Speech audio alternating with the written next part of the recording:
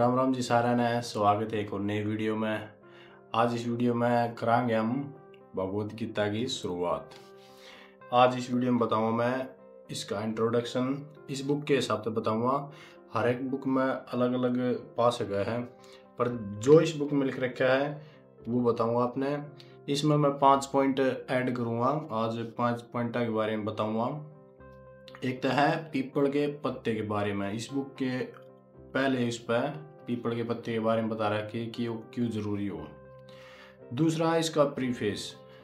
हर एक बुक में प्रीफेस होगा, वो प्रीफेस पढ़ना बहुत जरूरी होगा। उसमें लिख रखा होगा कि यह बुक किस वजह से लिखी गई और वो इस बुक में है कि और इस हमने के शिक्षा में लगी। फिर तीसरा पॉइंट है जो भगवत गीता का इंट्रोडक्शन है ना, भगवत गीता किसने कही, किस थी कही और क्यों कर शुरुआत हुई इसकी, उसके बारे में बताऊंगा। इस बुक में चौथा पॉइंट है कुरु फैमिली। उस कुरु फैमिली के बारे में बताऊंगा कि उस फैमिली में कौन कौन था, कौन किसका बेटा था, कौन किसका भाई था, वो बताऊंगा सारी बात। लास्ट वाले पॉइंट में बताऊंगा कि किसने भगवत गीता पढ़नी चाहिए और जो इसने पढ़ा उसने क्या फायदे होंगे। और मैं सबसे पहला तुमने एक और चीज दिखाऊं इस बुक में। यह बुक ना जबरदस्त बुक है। देखो पीपल के पत्ते का जगरा बताई थी मैंने, पीपल पत्ते का जगरा करूँगा। ये देखो तुम, इसमें पीपड़ा पत्ता छाप रखा है, तुमने दिखता ऊपर छप ना रहा। यो रियल पीपड़ा पत्ता है। दे मैं दिखाऊं डेमो। ऊपर या इसकी चोटी है या हिल है, अगर दिखती हो तो ये इसने आप कर सकूँ। टच भी अलग हो इसका। यो रियल में पीपड़ा का पत्ता है। इसके बारे में लिख रखा है इसमें लिख रखा है। मैं उसने इसमें जो संस्कृत में लिख रखा है ना, वो मैं वीडियो में दिखा दूंगा, उसने आप समझ सको हो क्यों जो संस्कृत में है ना वो रियल है और जो हिंदी ट्रांसलेट कर रखी ना वह सब अलग अलग कर रहे हैं अपनी, क्यों अपनी हिसाब से कर रहे हैं। कोई इजी लैंग्वेज में यूज कर ले है, कोई हार्ड में कर ले है। तो मैं जो संस्कृत का पार्ट है वही डिस्प्ले करूँगा साइड में किधर, उसने आप देख सको हो, उसने सर्च कर सको हो और अपने हिसाब से भी अपना मीनिंग निकाल सको कि दूसरी भाषा में जो ट्रांसलेट करा रहा है अलग अलग वर्डा में भी ट्रांसलेट हो जाए है तो उसका अलग मीनिंग लेकर सके। तो जो इसमें लिख रखी है, एक तो इसमें संस्कृत में लिख रखी है या लिख रखी, एक इंग्लिश में लिख रखी है। मैं इंग्लिश में बताऊंगा कि संस्कृत में आती नहीं, इंग्लिश में जो लिख रखी है ना उसके बारे में बताऊंगा। इसमें न्यू लिख रखा है One who loved and respected a people tree is directly showing their love and kindness on him as he reside in the people tree। इसमें जो लिख रखा है कि जो इंसान पीपल के पेड़ की पूजा कर रहा है उस पर कृष्ण भगवान अपनी दया बरसाव कृपया कर रहे हैं, क्योंकि पीपल में श्री कृष्ण भगवान रवा है। यो था फर्स्ट पॉइंट। एक दूसरे पॉइंट की बात करूं मैं, इस दूसरे पॉइंट में लग रखा है प्रीफेस में जो समाज में बुराई है ना, जैसे रुपया के लालच होया, हंगे का लालच होया, वही हंगा जिसमें फालतू हुए अपना राज कर रहा है और लड़ाई करे जा सारी आने लालची हो जाए है, सेल्फिश हो जाए है, दूसरे पर वाना करता। तो इस कारण समाज का पतन होने लग रहा है। इसके कारण समाज में अराजकता फैलने लग रही है और जटिल समस्या मनुष्य ने घेर ले है। इसके दूसरे पैरे में लिख रखा है कि जो ये चीज है सारी, उनका एक ही आंसर है सॉन्ग ऑफ द सुप्रीम, मतलब परमात्मा का गीत भगवत गीता। ये लिख रखा है इसमें।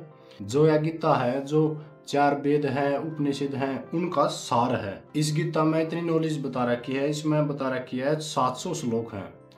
इसका ज्ञान का कोई तोड़ नहीं है। इसके तीसरे पैरे में बता रखी है जो भी इंसान, जो आत्मा है वो सारे भगवान की रूप है। पर वे जो आत्मा है जो बुरा करे हैं, जिसमें लालच है, जो सेल्फिश है, वे सारे एक ट्रैप में फंस रहे हैं जन्म के और मृत्यु के बीच में। वे मरे जाएंगे और जन्म ले जाएंगे। अगर यो ट्रैप पार करना हो तो भगवत गीता में इसका रास्ता दे रखा है, जिस नाम का आ रहा मोक्ष। जो भगवत गीता ने सही ढंग समझ ले है और उस पर अमल कर ले है तो उसने मोक्ष की प्राप्ति हो जाए। एक बात कराएंगे तीसरे पॉइंट की, इंट्रोडक्शन की, कि गीता क्यों कर बनी और यह लड़ाई क्यों कर हुई और किस किस के बीच में हुई।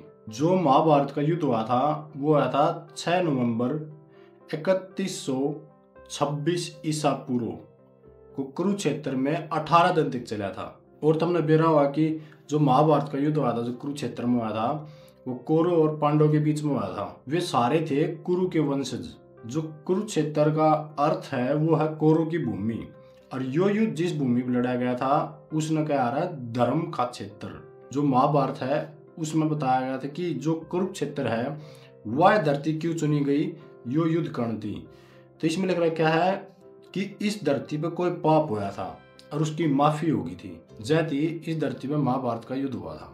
युद्ध की शुरुआत में जो अर्जुन है और श्री कृष्ण थे जो लड़ाई में जा रहे थे, जब अर्जुन अपने भाइयों ने, अपने जो उसके अध्यापक थे, जो गुरु थे, उसके काका छोरा, ताऊ छोरा, जो भी काका ताऊ थे, सारे उसके अपोजिट में खड़े थे लड़न थे। तो उस टाइम उसने अर्जुन ने बोला भाई मैं नहीं लड़ूंगा युद्ध। तो कृष्ण ने समझाया था कि गीता को उपदेश देकर समझाया था कि युद्ध तय लड़ना पड़ेगा। इस भगवत गीता में 18 अध्याय हैं और 700 श्लोक हैं, और जो सारी ये बात हो रही है ये कन्वर्सेशन के तौर में हो रही है। जैसे अर्जुन बात कर रहा है, कृष्ण जवाब दे है, कभी कृष्ण पूछा है, अर्जुन जवाब दे है, तो ये वार्तालाप के उसमें चल रही है सारी भगवत गीता। आगे बात कराएंगे कि महाभारत किसने लिखी। एक व्यास था, उसने 4 वेद थे, जो हमारे 4 वेद हैं, वे अलग अलग करे थे कि यो वेद इस काम आऊगा, यो वेद इस काम आऊगा। तो इस कारण उसका नाम पड़ा था वेद व्यास। उसने कई पुराण भी लिखे थे, ब्रह्मा सूत्र भी लिख रखे हैं।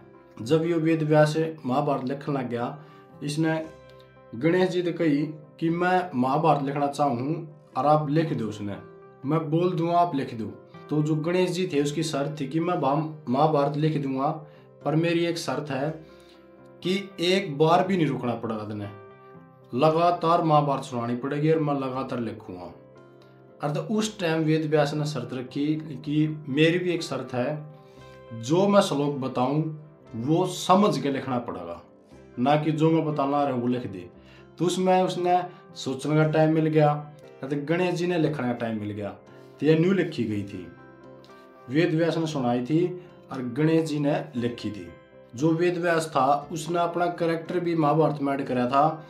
वेद व्यास था धृतराष्ट्र, पांडव और विदुर का पिता। और इसमें आगे लिख रखी है कि श्री कृष्ण का अर्जुन का क्या रिश्ता था। तो इसमें लिख रखी है वे चचेरे भाई बहन थे, दोस्त थे, बाद में जीजा बहनोई बन गए, क्योंकि अर्जुन ने कृष्ण की बहन सुभद्रा से शादी की थी। जब अर्जुन युद्ध लड़ने गया तो श्री कृष्ण उसका सारथी बना था। इस समय अगला एक पॉइंट है, इस भगवत गीता के बारे में बता रखी है कि भगवत गीता जो पढ़ है वो अपने धर्म और अपनी शक्तियां कष्ट ऊपर आ जाए और धर्म के रास्ते पर चलने लग जाए। और इस भगवत गीता में 3 मार्ग के बारे में बताई गई है, कर्म योग, कर्म का मार्ग, भक्ति योग, भक्ति का मार्ग, और ज्ञान योग, ज्ञान का मार्ग। जो भगवत गीता जो शुरू में बात हुई थी, जो वेद व्यास भी पहला थी, या लिखी गई थी सूर्य देव के द्वारा, और सूर्य देव ने अपने पुत्र तक पढ़ाई थी मनु तक। उसके बाद यह भगवत गीता श्री कृष्ण ने युद्ध में दोहराई थी अर्जुन के आगे।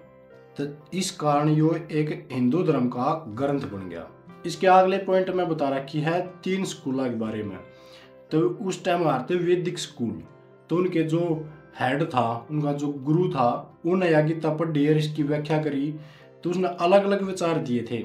उस टाइम बहुत सारे स्कूल आए थे, पर इसमें 3 स्कूलों के बारे में बता रखी है। ये 3 स्कूल कौन कौन से थे? अद्वैत, विशिष्टाद्वैत और द्वैत। जो अद्वैत स्कूल था उसमें था श्री आदि शंकराचार्य, उसका प्रमुख था स्कूल का। तो उसने अपने विचार बताए, जो जीव आत्मा है और परमात्मा है, जो हम हाँ भगवान है, वे अलग अलग नहीं है, वो एक ही रूप है। जब हम अज्ञानता में और द्वेष में गिर जाए हैं तो उस परमात्मा को देख नहीं पाते।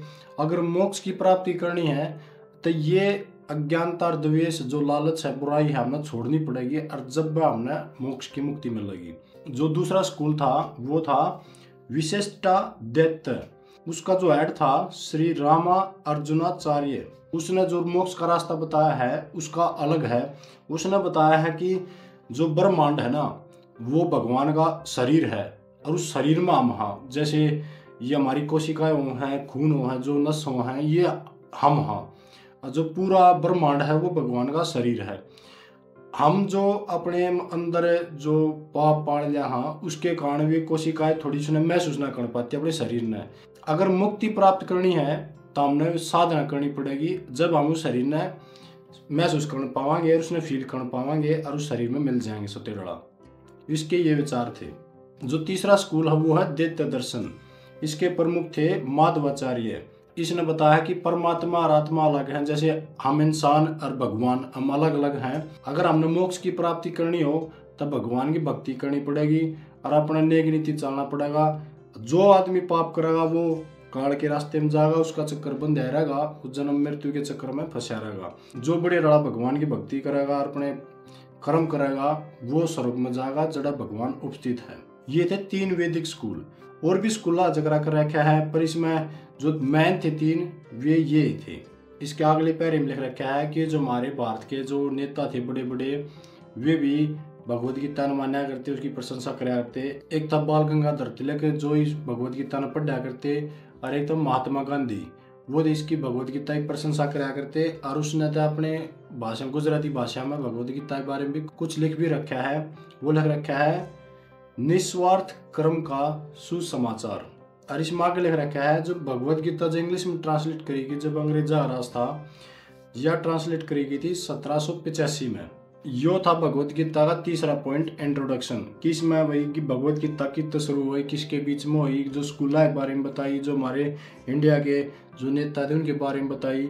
यो था इंट्रोडक्शन। हर एक बुक का इंट्रोडक्शन हुआ था, इसमें यो इंट्रोडक्शन था। ये बात करांगे कुरु फैमिली। जो कुरु फैमिली ट्री था उसके बारे में बात करांगे। तो इसमें यो लिख रखा है, यो छाप रखा है इन्हें भाई ये कौरव था, यो भाई सारे अर्जुन के बारे में बता रखी है, कुंती के बारे में बता रखी है। जो ट्री था इस ट्री का मैं फोटो तार का डिस्प्ले पे लगा दूंगा और तुम देख सको वीडियो में पॉज करके देख लियो कि कौन के था। अपने एक एक ने बताना लग मतलब घनी बड्डी हो जाएगी, पहला वीडियो घनी बड्डी हो रही है, इतनी बड्डी मैं बनाना ना चाहूँगा। फिर भी इस वीडियो में पॉज करके तुम देख सको कि कौन किसका भाई था, बहन था, बहू थी, कोई भी देख सको। अगले 5वें पॉइंट में बात कराएंगे कि यह गीता किस किस ने पढ़नी चाहिए।